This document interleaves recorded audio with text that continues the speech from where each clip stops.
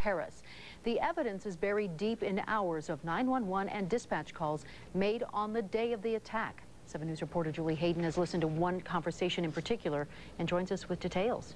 Well, Ann, there has been speculation about a connection ever since we learned the Sheriff's Department dropped its investigation into Eric Harris. Well, the dispatch conversation on this disc provides the first evidence that such a pre-Columbine connection may have existed and what it might have been. Eric Harris and Dylan Klebold have launched their attack on the students and teachers at Columbine High School. They're shooting in the cafeteria, trying to cause more explosions. Hey, what's up? Sergeant Baldwin in dispatch. About that time, Jefferson County Sheriff Sergeant Dave Baldwin calls dispatch. It's important to note this same Sergeant Baldwin is listed as being involved in the 1998 Eric Harris pipe bomb investigation that was inexplicably dropped a year before the school attack. We need a detention deputy to be sent immediately to R1 schools to pick up blueprints for Columbine High School. The dispatcher connects him. Sergeant Millsaps? Hey, Rich, Dave Baldwin. Baldwin asks Sergeant Rich Millsaps to pick up the blueprints. They talk logistics, how to get to the school, where to find keys to a patrol car. Then there's this. Just so you know, Rich, while you're driving down there, our suspect, who's supposed to still be in the school shooting people, is wearing, he's 18-year-old, wearing all black.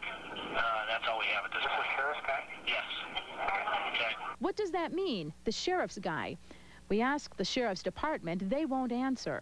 But Walter Garash, an attorney representing 2 families suing the Sheriff's Department, says a phrase like the sheriff's guy is how officers typically refer to their informants.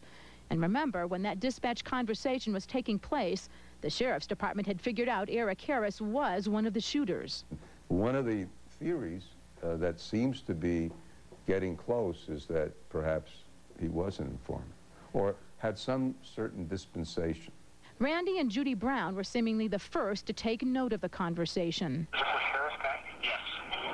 Okay. Right away I thought, well, maybe Sheriff Stone is implicated, and I thought maybe that he was implicated maybe when he was on the commission. Maybe he called in a favor then. As if there was an inter-office and interdepartmental struggle over whether they should prosecute Eric Harris or not. Baldwin and Millsap were privy to it, and this is Baldwin and Millsap saying, by the way, that kid shooting in the school is the sheriff's guy. Family attorney Walter Garash speculates. Very frankly, it looks like a cover-up to me. Now, Sheriff Stone has not returned our phone call. The department spokesman said no one is going to comment on this. I earlier talked to Sergeant Millsaps. He told me he never said that. I asked him if he wanted us to play it for him, and he said no, and repeated he never had that conversation and never said that. Well, according to this official record produced by the Sheriff's Department, it seems that he did.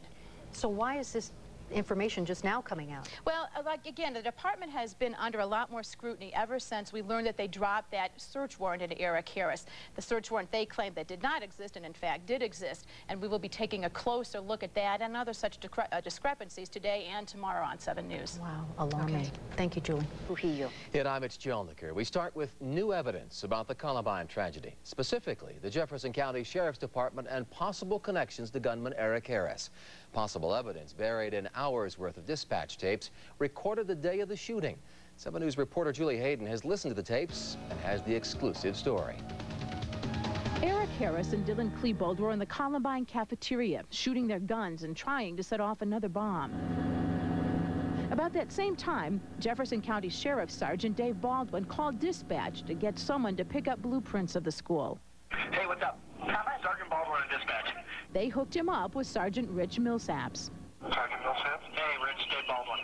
They talked about where to go, how to find extra patrol car keys, basically a quick logistical conversation. Then there's this. Just so you know, Rich, while you're driving down there, our suspect, who's supposed to still be in the school shooting people, is wearing, he's 18-year-old, wearing all black.